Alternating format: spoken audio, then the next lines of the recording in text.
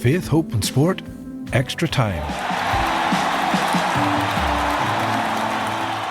In our conversation, Desi and I mentioned rest, just briefly.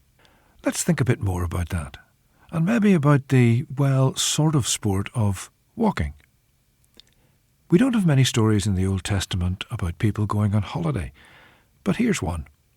1 Kings chapter 19 tells the story of Elijah after his encounter with the prophets of Baal, and gives us an excellent example of a man who really needed a rest.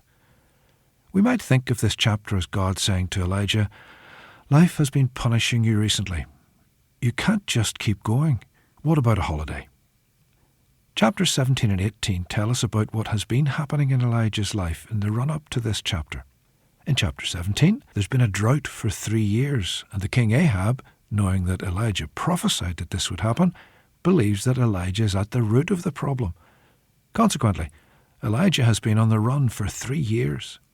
Things come to a head in chapter 18, where Elijah faces down 850 pagan prophets, and the Lord demonstrates his power by completely consuming with heavenly fire not only Elijah's sacrifice and the wood on which it had been laid and the water surrounding it, but the whole stone altar. Elijah then orders the slaughter of the pagan prophets and witnesses the immediate end of the drought. The chapter closes with Elijah running ahead of Ahab to Jezreel, a distance of about 50 kilometres. Then chapter 19 opens with Ahab's wife Jezebel swearing to kill Elijah, forcing him to flee in fear into hiding again. Again he runs, driven this time by fear, and eventually comes to Beersheba, a distance of around 180 kilometres. Then he walks a further day's journey into the desert alone.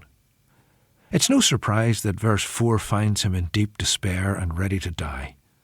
Along with the physical exertion, he has experienced spiritual highs and lows, and not surprisingly, he's completely exhausted.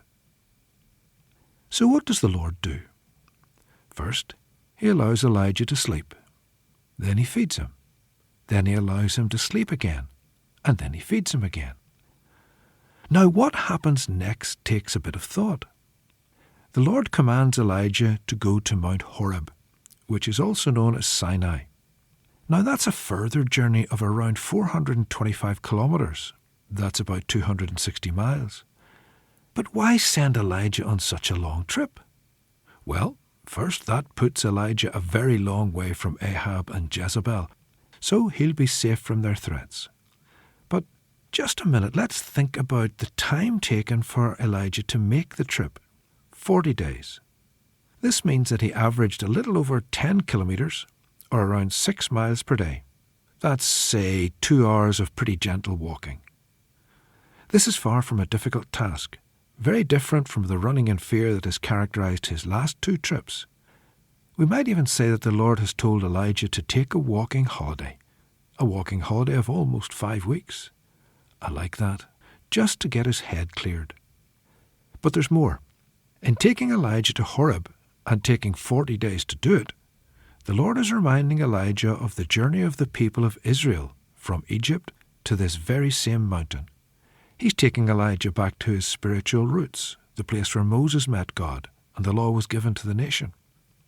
In doing this, the Lord is addressing Elijah's spiritual needs, as well as all of his other needs.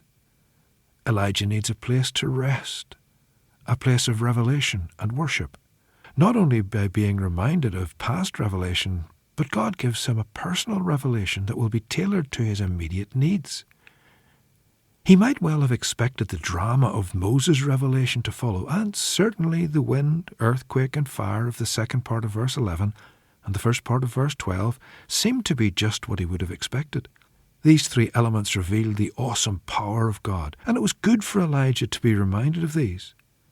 But the simple beauty of the second part of verse 12 is even more revealing. He hears a still, small voice, or in a more modern translation, a gentle whisper.